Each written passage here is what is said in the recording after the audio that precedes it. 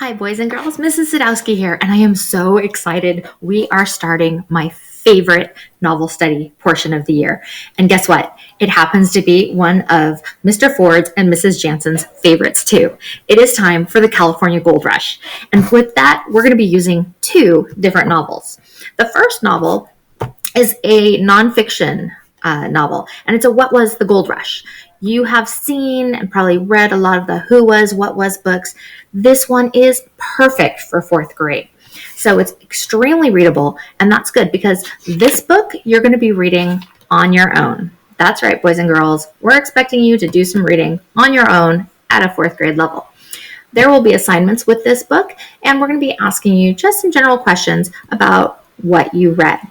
You might also find this coming up in some of the games and conversations that we have in our Zoom meetings. Okay, so What Was the Gold Rush is going to take us through from finding gold to the people hearing about it on the East Coast, wanting to come out west. How did they get out west to California? Who else came out west to California? What was the government like the law? What country were we? How are we part of the U.S. now? Weren't we just Mexico? Wait, what's that Bear Flag Revolt thing again? It all shows up in this book. Cannot wait to get started with this book with you. Then our other one, our companion novel to it, is by the Great Horn Spoon. By far, one of my absolute favorite books of fourth grade. Please do not read ahead of us because we do not want to spoil the fun. We want you to experience this with us as a class, okay? So in this book, this is historical fiction, meaning it's fake, it's totally made up, but it's based on real events that happened during the California Gold Rush. And our main characters are Praiseworthy, who is a butler, and Jack, okay? And we're going to get to know them real soon because in just a moment, I'm going to start this book with you. And we're going to be focusing mainly on key events. We want to understand the overall what happens in a chapter and just pull out those main events so that we can properly summarize the chapters because the chapters are long and nobody wants to write a summary that's, gigantoid. So we're going to hone in those skills, make sure they're sharp before we set you free for summer. So are you ready to get started? I know I am. Now, before I actually start this book with you, I do want to show you a little map because I need you to understand what part of the world we're talking about. You see, Jack and Praiseworthy live in a town called Boston. And it would have been a decent-sized city, not as big as it is today, but in this time, it would have been a very big city in the United States. Now, the United States was, this area, okay? We're used to the United States being, all the way across, right? Like that kind of an area, plus Alaska up here. But during this time period, we're just talking about this part being the United States. And everything out here was considered the American frontier. Wild, wide open, and the U.S. wanted it badly. So badly that they encouraged people to go out there even before this was part of the United States. They didn't care that it was part of Mexico. They wanted people out there. They wanted people setting up. Why? Same reason Spain had done it years before, right? You put your people there, suddenly your way of life kind of takes over, and pretty soon it's all yours. Same kind of idea. So we have three routes that people are taking. Here is in Missouri. Yes, sorry, trying to keep track of all my states. This was a key jumping point for the overland trails. You'll read about them in chapter 3 of What Was the Gold Rush? Okay, so they're going to be taken off from here if you go overland. That is not the route taken in this book. So our characters are in Boston, and rather than traveling inland to then go across the wild wilderness using, your own 2 feet, because you basically walked the trails, unless you were fortunate enough to have a horse, but most people didn't. And if you had a covered wagon, that's where all your supplies went. And maybe if you had small children with you, you'd put them up there. But for the most part, you were walking this all the way across, okay?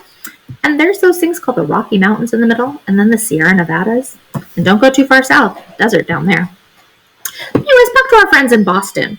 So they traveled from Boston by ship. Now you'll notice there's this green route, and many people would be like, why wouldn't you just take that? Well, that's the Isthmus of Panama route. You see, the Panama Canal didn't exist back in these days. And so if you took this route, you took a ship, you stopped here, and you had to cross this little tiny strip of land and then wait for another ship to take you up to the San Francisco Bay. Might seem like a good idea, except this is a swampy jungle, and there's a lot of problems that can go wrong there. Sure, it could cut some time off if everything went well. Again, you'll read more about that in chapter 3. Our characters, however, are doing the all-around Cape Horn route, which means they're going to set sail from Boston. They're going to stop in just a few places along the way to San Francisco Bay. When they stop, it's not like a cruise ship where you get off the ship and you go and you have fun and you get to go on all these tours and then you get back on the ship. It's not like that.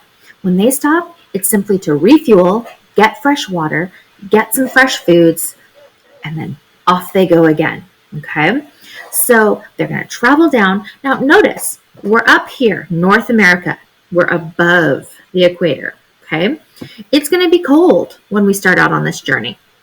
As you travel, you're going to go through the tropics. If you think back in history, we did talk about this, where the tropics are that center region of our Earth where the sun shines most directly year-round. So you've got that warm tropical weather through this part. Pretty nice for being on a boat. Then as you come down into these southern latitudes, you're going to hit that cold, stormy weather again, especially down here around Cape Horn, because you have the the Atlantic Ocean and the Pacific Ocean hitting each other and clashing. Very, very dangerous. And then, of course, we've got to make it all the way back up. So we're going to see how our main characters fare. Are you ready to get started? I hope so. I'm very excited. In case you didn't know, I like this book. So I'm going to have my book here, and I will be following along with the text with my book. I will also be playing the text via audio, and that way we can hear character voices, and there's music, and sometimes the music helps us with the passing of time, and the different voices help us keep track of those characters, but it just kind of brings the book to life. And so we're going to share that with you. Another thing that I want to point out before we start reading, boys and girls, is that as we read, you're going to notice a lot of similes. This author loved to describe things, and he loved to describe them with the use of simile. So as you go through, if you notice, hey, wait a second, that's a simile, you are absolutely right. Way to know that figurative language. All right, shall we really officially get started? Hey, here we go.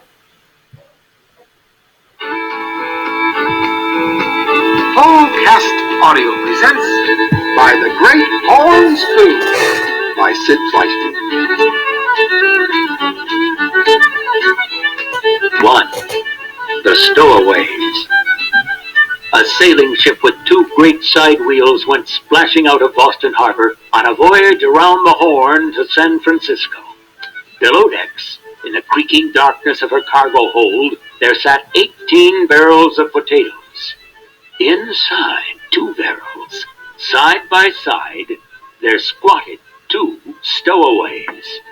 It was not once upon a time. It was precisely the 27th day of January in the year 1849. Gold had been discovered in California some 12 months before, and now, in a rush, the gold rush was on. Okay, so I'm going to pause just for a moment. Do you all know what a stowaway is?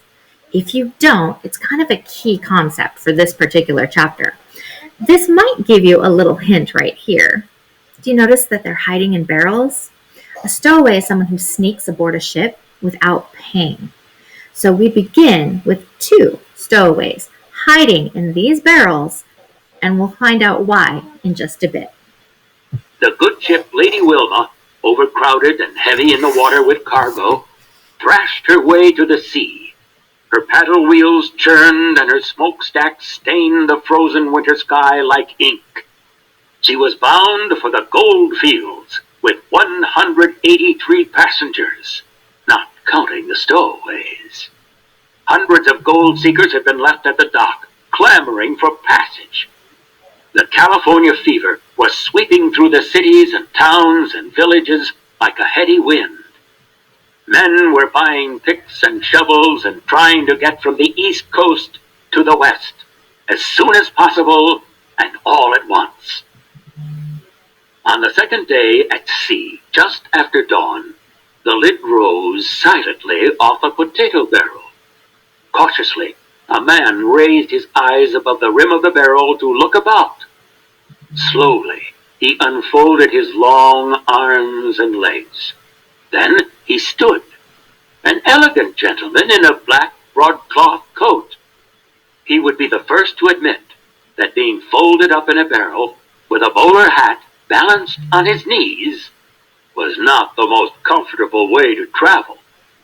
Now he brushed off the hat and placed it smartly on his head. He hooked a black umbrella on his arm, for he never traveled without it, and pulled on a pair of spotless white gloves. He felt very nearly frozen solid, but permitted himself a most contented smile. Then he gave a small tap to the barrel beside him. "All clear, Master Jack." "Is that you, Praiseworthy?" came a young, muffled voice from the depths of the barrel. "Your obedient servant," the man replied, and lifted the lid. There rose from this barrel a schoolboy of 12. He had been sucking a raw potato to slake his thirst. A patch of hair fell across his forehead in a yellow scribble. He had never been so cold, hungry, or miserable in his life. On the other hand, he had never been so happy. He wouldn't have traded places with anyone. His pepper-black eyes were considerably brightened with the fever of adventure. He smelled the potatoes from head to toe. His thin nose, which was smudged, felt like an icicle, but he permitted himself a most contented smile. "We made it, Praiseworthy!" "We did indeed, Master Jack." Jack gazed at the dark cargo shapes piled high around them, and listened to the scrape of the sea along the wooden hull. He thought of home, and Aunt Arabella, and the friendly blaze in the big stone fireplace. There was no turning back now. They were on their way to the gold fields. "Hungry?" asked Praiseworthy. "I could eat, I guess," said Jack, who didn't want to give the impression that he had any complaints. "Cold?" "I've been colder, I guess," said Jack, although he couldn't think when. "I suggest that we see what can be done about improving our accommodations," said Praiseworthy, tapping his bowler hat firmly in place. "Shall we go?" "Go? Jack replied. Go where?" He fully expected to pass the voyage below decks with the cargo. He had read dire accounts of the treatment handed out to stowaways on ships of the sea. "Why, to pay our respects to the captain." "The captain? The words very nearly caught in his throat. But he'll put us in chains! Or worse!" "Leave that to me," said Praiseworthy with an airy lift of an eyebrow. "Come along, Master Jack." Jack gathered courage from Praiseworthy's cool assurance. As far back as Jack could remember, he had never known anything to ruffle Praiseworthy's calm. In his black bowler hat, his black coat, and spotless white gloves, he was easily mistaken for a professional man, a lawyer perhaps, or a young doctor, but he was nothing of the sort. Praiseworthy was a butler. He was a butler by breeding, by training, and by choice. More than once Jack had heard his Aunt Arabella say that Praiseworthy was the finest English butler in Boston. He had been with Jack's family since before Jack could remember. It seemed to him there had always been a Praiseworthy. The ship gave a lurch, and the stowaways, gathering up their 2 carpet bags, picked their way through the darkened passages of the hold. Jack saw barrels of smoked fish bound for San Francisco. There were thousands of feet of lumber and enough bricks to build a hotel. He saw boxes of rifles and 2 brass cannons to fight off wild Indians, he supposed. And he could make out wet bundles of grape cuttings, enough to plant a vineyard. With his heart thumping, Jack followed Praiseworthy up a ship's ladder to the creaking deck above. He was sure the captain would put them in chains, at the very least. Now the whistling of the wind came to them, and the thrashing of the great side wheel seemed as loud as thunder. They found themselves in the crew's quarters, where daylight barely penetrated. A sailor with a gold ring dancing in his ear was filling a lamp with whale oil. "My good fellow," said Praiseworthy, "can you direct me to the captain?" The sailor looked up with a curious squint, and the ring in his ear did a jig. "The wild bull of the seas?" "Aye, mates." He lifted a wet thumb as a pointer. "Up there." Up they went, climbing another ladder to another deck, and now Jack was sure the captain would have them walking the plank, at the very least. Wild bull of the seas! But Praiseworthy was a match for anyone, he told himself, and tried to keep a straight and firm jaw. They entered the main saloon, where shivering passengers were swarming like bees around 2 pot-bellied stoves. Everyone seemed to be talking at once, and saying the same thing. "You've been hogging that stove I long got enough. here Let first." me in, partner." Jack saw men of every description, and some who defied description. There were lanky farm boys in rough boots and dandies in tight pantaloons. There were Yankees in beaver hats, and Southerners in planters' hats. There were tradesmen and politicians, Frenchmen and Dutchmen, fat men and thin ones, gentlemen and scoundrels, with not a woman among them. They were bound for the gold fields, which was no place for women and children. "Give me a turn at that stove, gents." "Stop pushing, sir." Praiseworthy tapped the nearest gold seeker on the shoulder, a frock-coated man with a sword cane, and inquired, "Can you direct me to the captain, sir?" The man lifted his sword cane and pointed. "Up there! Up there!" He snapped and returned to the fray. In due time, after climbing another ladder, the 2 stowaways found the captain in his cabin, with the door banging open and shut with the roll of the ship. He had just come in from deck, and his wet oilskins lay in a heap. The wild bull of the seas, his legs apart, stood bent over a long table. He was trying to thaw the ice in his curly black whiskers over a lighted candle. "Well, don't just stand there inviting in the weather," he said in a voice like the roar of a cannon. "Come in." The butler shut the door, only to have it fly open again. "Praiseworthy at your service, sir. And this young gentleman is Master Jack Flagg of Boston, who seeks his fortune in the gold fields." "Ah." The ship's master, whose name was Joshua Swain, hardly bothered to look up. It was hard to tell whether he was a good man in a bad temper or a bad man in a good temper. He had a plump nose and wore a long blue coat with a row of brass buttons the size of gold pieces. The Lady Wilma pitched and rolled, and the candlestick slid from one end of the long table to the other. Captain Swain caught it just in time. Blasted weather. And me racing the Sea Raven around the Horn. Me, with my hold full of bricks and twice as many passengers as I ought to carry. But I'll beat the Sea Raven, by grabs, if I have to throw the extra passengers overboard. The door banged shut, and Jack, now wide-eyed, stared at the ship's master as if he were a stout devil in brass buttons and frozen whiskers. He would give them the plank for sure. Again the ship lurched. The candlestick flew, but this time Praiseworthy caught it in midair. "Allow me, sir," he said, and held the candle firmly under the captain's stiff whiskers. But the wild bull of the seas wouldn't stand still, and Praiseworthy was soon following him as he paced the cabin. "Do you know what the Sea Raven carries in her cargo holds?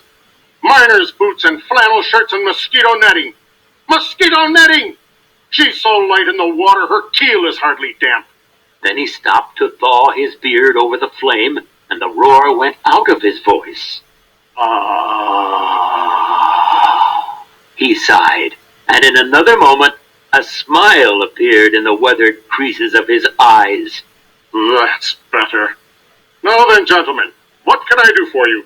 Jack exchanged a quick glance with Praiseworthy, who remained perfectly at ease. "We wish to report a pair of stowaways, sir," said the butler. At that announcement, the captain's smile vanished, and he exploded again. Stowaways? Stowaways? By Grabs, I'll skin them alive! I'll put them in chains! Where are they? In his fury, the captain almost set his whiskers aflame. Praiseworthy pinched out the candle. "Standing right here, sir." Here? Where? I'll skin them alive and put them in chains! Stowaways on my ship? Where are they? "Here, sir," repeated the butler. And Jack, swallowing hard, decided to make the best or the worst of it. Standing before you, sir. It was as if, for the first time, Captain Swain noticed Jack at all. You? He bellowed, and his plump nose was red with anger. Why, you're a mere jib of a boy! A lad of 10! 12, sir. But I can do a man's work, sir. By Grabs, I'll make you walk the plank! Both of you! "If I may make an observation, you are obviously too civilized for such pirate tricks." Ah! "Permit me to explain. It was not our intention to defraud the shipping company. The moment there was posted notice of the Lady Wilma's departure for California, Master Jack and I were in line to buy a ticket. But in the push and clamor, some clever cutpurse helped himself to our passage money, leaving us penniless. No doubt he bought a ticket for himself and is aboard this very ship, sir." A likely story. "An unlikely story, but true. Naturally, we had no choice but to become stowaways. And if I may add, it is imperative, sir, that Master Jack reach the gold fields and make his fortune, without delay." Ah! This California fever is spreading like a plague. New England will be left half empty in another 6 months, by Grabs. Anything with a keel is calling itself a gold ship and putting to sea. Scows with rotten bottoms, fishing trawlers, whaling ships. Argonauts of old they are, chasing after the golden fleece. Every man Jack thinks he will make his fortune. Bah! All this while Jack Flag stood quietly listening, not only to the captain, but to the icy winds and the shrouds and ratlines. He stood straight and tried not to look afraid. He had made up his mind that he must reach the treasure streams of California one way or another, and this was certainly one way or another.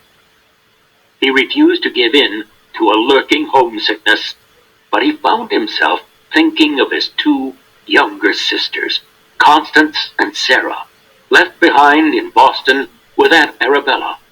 They had surely burst into tears to find him gone, run away, and perhaps they had not dried their eyes yet. But there was no help for it, he told himself. Neither Jack nor his sisters remembered their own parents, who had been taken away by cholera. The children had gone to live with their Aunt Arabella in the big house on the bay, with almost more rooms than they could count. She was as young and beautiful as the house was old and grand. It had been in the Flagg family for more than a century. In times past, the house had been filled with servants and guests and laughter, but the family had fallen upon hard times. Aunt Arabella had closed off half the rooms and no longer entertained. Of her staff, she kept only an upstairs maid, a downstairs maid, and Praiseworthy. And then Jack had overheard Banker Stites tell Aunt Arabella that her inheritance was almost gone. In another year, he warned her, she would be virtually penniless. Even the house with all its family memories would have to be sold. "I advise you to fire your remaining servants at once," Banker Stites had said. "You can't afford them anymore." But I couldn't do that. Aunt Arabella smiled. Why, they are like members of the family. Oh, no, I couldn't let them go. It was then that Jack knew he must help Aunt Arabella. But how? At the same time, stories drifting back from California excited everyone's imagination. He had heard of men picking up nuggets the size of goose eggs and stubbing their toes on lumps the size of pumpkins. A boy could do that, even a boy not yet 13. Without a second thought, Jack made plans to run away to the gold fields. But nothing escaped Praiseworthy, and he found Jack out. Instead of informing Aunt Arabella, for she would never consent to such a venture, Praiseworthy kept Jack's secret, and more. An excellent plan, He said, a worthy plan indeed. for he was as devoted to Aunt Arabella as Jack himself. I'll go with you, Master Jack. There will be ship's passage to pay. I've a few banknotes put aside. And together, pooling savings, the boy and the butler set out for the world at large. But thanks to the light-fingered thief, the world had proved to be no larger than the inside of a potato barrel. Blast! Said the captain, standing at a porthole. There's the Sea Raven abeam of us now, standing there as if to thumb her nose at us. Jack got a glimpse of the other ship on a rising swell, a two-masted side-wheeler exactly like the Lady Wilma. If I may observe, Praiseworthy remarked with his perfect calm. it is a 15,000-mile voyage around Cape Horn to San Francisco, I believe. It is not the beginning of a race that counts, sir, but the end. If I win the race, I'll get command of a new clipper ship building in the yards. She'll be the pride of the seas, and I want her, sir. Captain Swain unhooked the brass voice tube and bellowed to the engine room below. More steam, sir! It's all we can do to keep up! More steam! And then he turned to the stowaways. You'll work off your passage on this ship, by grabs. You there, boy! Jack, who was already standing straight, stood even straighter. Yes, sir? You'll work as ship's boy. I'll run your legs off, and that's letting you off easy. And you, sir, Praiseworthy, at your service. what in tarnation are you in that get-up? I am a butler, sir. A butler? A butler? What in the name of Old Scratch can a butler do? It's the other way around, sir. Said Praiseworthy, who took pride in his calling.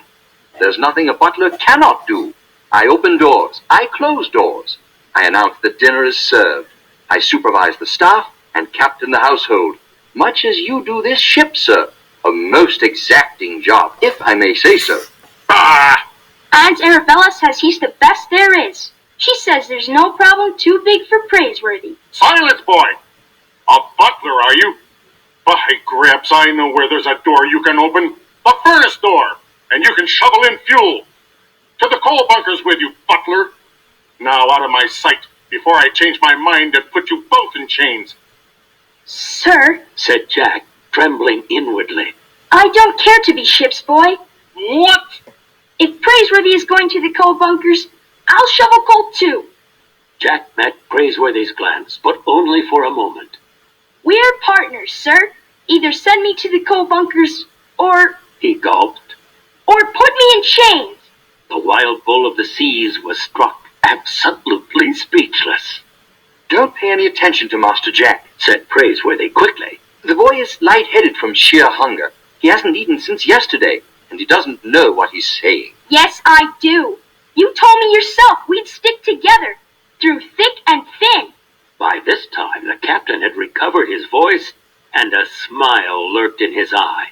By grabs. By grabs, here's a lad with stuffings. He doesn't want an easy berth, wants a man's job. All right, to the coal bunkers, both of you. Thank you, sir. Said Jack, picking up his carpet bag. The captain cocked a shaggy eyebrow. It wouldn't hurt none if you stopped off first at the galley and told the cook I said to give you something to eat. A man can't shovel coal on an empty stomach. Or a lad either. Now, be out of my sight. The door flew open and the stowaways withdrew. They descended one ladder and then another, got their breakfast, and reported to the engineer. He pointed out the boiler furnace, the coal bins, and the shovels. Praiseworthy removed his bowler hat, his white gloves, and the umbrella from the crook of his arm. They made a neat pile of their coats and rolled up their sleeves. Unless I miss my guess, Said Praiseworthy. the wild bull of the seas is a gentleman at heart. I hope he wins the race. Said Jack. The stowaways set to work shoveling coal into the yellow flames of the furnace, flames that made the steam that turned the great side wheels. Jack was eager to work beside Praiseworthy, as if it brought them even closer together. Sometimes he wished Praiseworthy were anything but a butler. It imposed a slight distance between them that Praiseworthy was careful to maintain. Jack would be happy to be called Jack, just Jack, and not Master Jack. But Praiseworthy wouldn't hear of it, even though they were now partners. Praiseworthy, Said Jack, wiping back the hair from his forehead. He had to raise his voice above the howl of the fire and the clank of machinery. Praiseworthy, do you really believe that Cutpurse is aboard the Lady Wilma? I do indeed, Said the butler, digging into the bunker of coal. and we shall unmask the scoundrel. But how? How? Why, I haven't the faintest idea, Master Jack. But between us, we'll think of something. By grabs. While the captain went back on deck and froze his whiskers again, while the passengers huddled around the two pot-bellied stoves, Praiseworthy whistled and Jack hummed.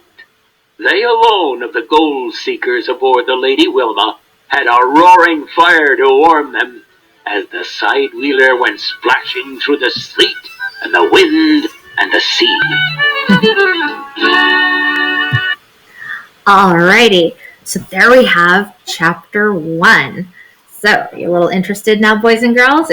Is it kind of catching your attention? What do you think of Jack? Pretty brave there at the end, right? As he's, has this chance to be ship's boy and just kind of run around the ship giving messages back and forth between the captain and other members of the crew. And instead, he's like, no, I'm going to shovel coal Praiseworthy. Or you could throw me overboard, put me in chains. It's pretty gutsy for a kid to be doing that, right? And I imagine he was shaking inside. But it ended up working out well for them. After all, they're shoveling coal into a hot fire. And everybody else is freezing. So even though they're stowaways, in some respects, they kind of have the best situation on the ship right now because it's so cold outside and they have a way of staying warm. What did you think of Captain Swain, or shall we call him the wild bull of the seas? Is he as tough and rough as he wants people to believe? What in the text might make you think otherwise? Is it the fact that he didn't automatically lock Jack and Praiseworthy up, put them in chains, or throw them overboard? How about the part where he tells them they should grab some food before they start working? I think Praiseworthy might be right about Captain Swain. He is a gentleman at heart. So let's look at the key events in this chapter, because after all, I did say that's what you're going to be doing. So you're going to have a slide, looks like this, and you will have already clicked on the video, which is how I'm talking to you now. And our slide today looks like this. And I'm actually going to move my picture over to the other side. There we go. That way I can type in the type here box. Our job is to summarize this chapter. And when we summarize, we really want to focus on the key events. Like what overall was the chapter about, and then the most important events to remember. So if we really think about this first chapter, it's kind of introducing our characters, right? And it's setting the scene. We know they're on a ship. We know they're on their way to the gold fields. Those are pretty key to this story. So I think we'll start out I'm going to say in chapter 1. Chapter 1, actually I might spell out 1. Chapter 1, a boy named Jack and his butler Praiseworthy, right? We should name our characters. Shall we say on board the Lady Wilma to head to the California gold fields. You say that like the whole chapter is kind of about them being on the ship and trying to get to California gold fields. That's kind of that overall, gist of the whole chapter. That's what that chapter is about, right? Now we can get the key events in there.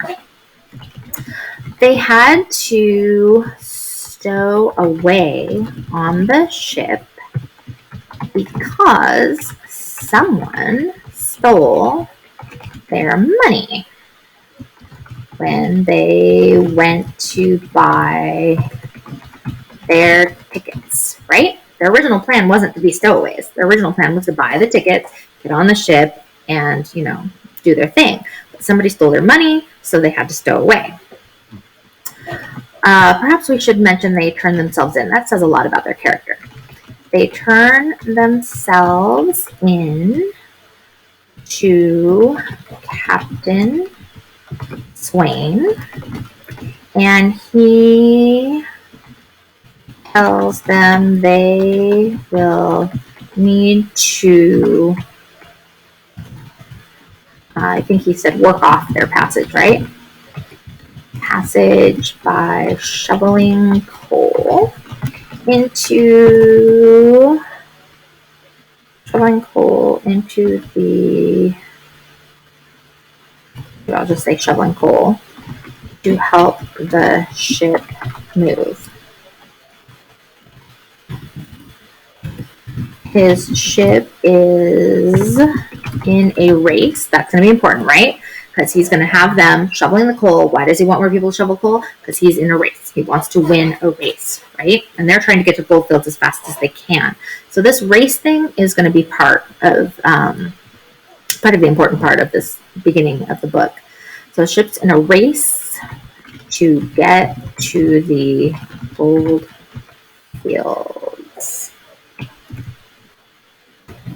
while everyone else is freezing cold on board the ship.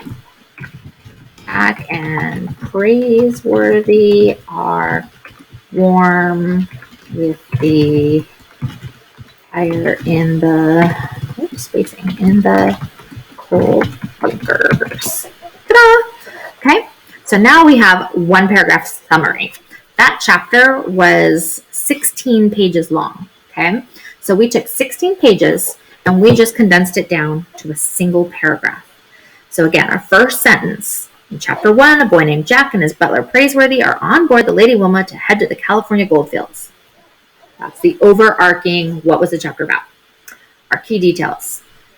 They had to stow away on the ship because someone stole their money when they went to buy their tickets. Turn themselves into Captain Swain, and he tells them they'll need to work off their passage by shoveling coal to help the ship move. His ship is in a race to get to the goldfields.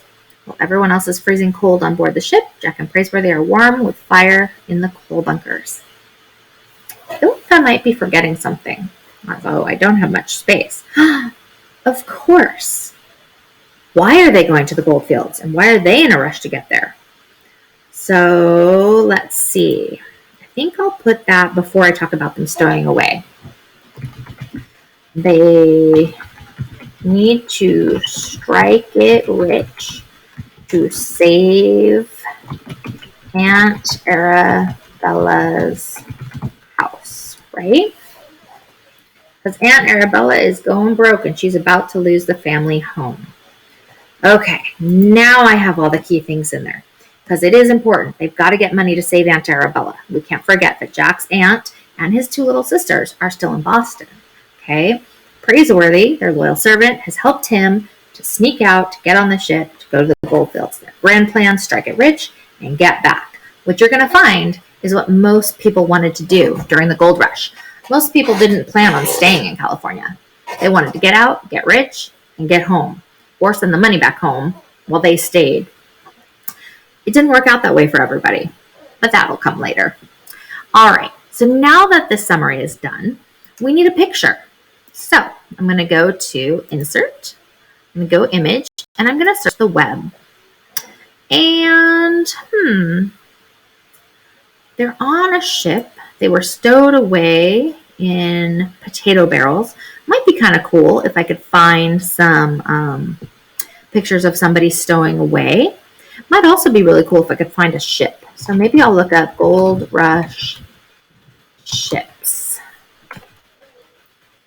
Let's see what kind of images come up. Well, that's kind of a cool looking boat. There's lots of different. I'm going to go with this one. This one looks like something we might have seen back then. So I'm going to go with that. And the sizing is off, of course. So I'm going to move my picture down because I want it to kind of fit in this area. And I think I might crop my image. So with cropping the image, you can move the little black lines of the image and it will, oops, undo that. It didn't quite go where I wanted it to go.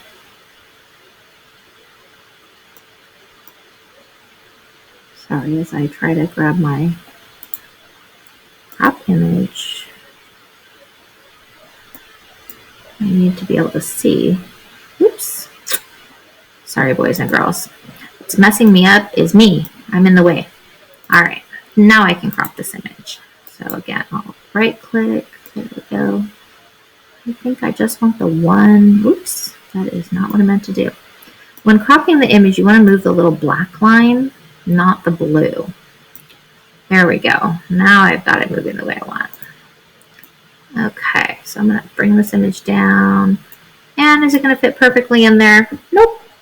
But I think it looks pretty good. Maybe I'll shrink it a smidge to see if that fits a little bit better. Well, it's not perfect, but is it close enough?